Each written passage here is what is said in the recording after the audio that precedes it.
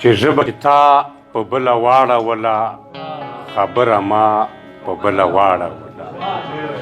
ژبه چې تا په بله واړوله او خبره ما په بله واړوله او تا خو داسې نه ویل چې زه تا سره یم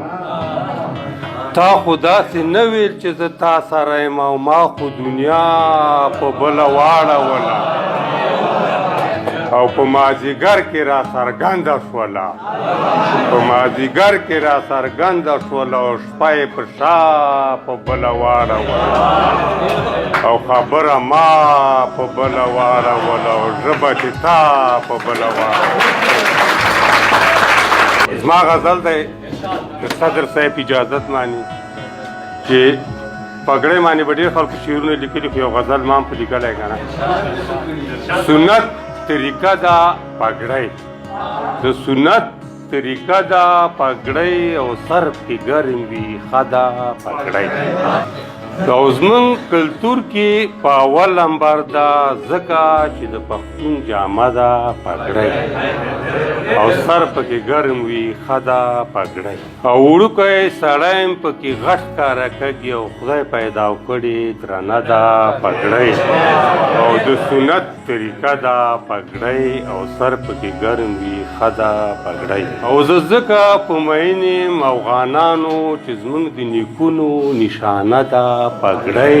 او د سنت طریقه ده پګړۍ او جنکیه څومره خدر سره ښکاري ستا په وریځو چې پرته ده پګړۍ او د سنت طریقه ده پګړۍ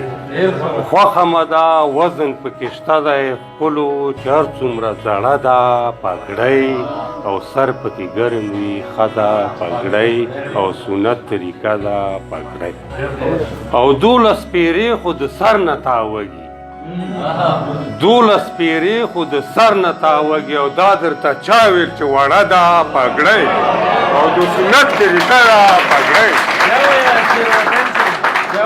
12 پیرې خو د سر نه تاوږي او دا درته چا ویل چې وړه ده پګړۍ د سنت طریقه ده پګړۍ او سر پکې ګرم وي ښه ده پګړۍ وطنه سر نه یې چې لرې نه کړي ښکلی پکې لیدی شي او ښایسته ده پګړۍ او سنت طریقه ده پګړۍ او سر پکې ګرم وي ښه ده پګړۍ او دا درته چا ویل چې وړه ده پګړۍ. خیر شعر دی چې جنګه د خیره تا به نور مړ کومه او افغانستانه تا نه به دا اور مړ کومه او ما په ګریوانه کې فکر وکړله ولې به خپل رور مړ کومه او افغانستانه تا نه به دا اور مړ کوم. زه به څه له داسې غټه ګناه کړمه زه به څه له چا د زړه ټکور مړ کومه او افغانستانه تا نه به دا اور مړ کوم. مینه ګناه نه ده مینه خو ثواب دی اغیاره زه به دا ستا شور مړ کومه او افغانستانه تا نه به دا اور مړ کوم. او اشنا سپین ویلي راته داسې اشنا ویلي راته داسې تا به د مینې په تور مړ کومه او افغانستانه تا نه به دا اور مړ کوم. وطن ښه په خدر پسې راخیشتې ده او جنګه تا به د ولس په زور مړ کومه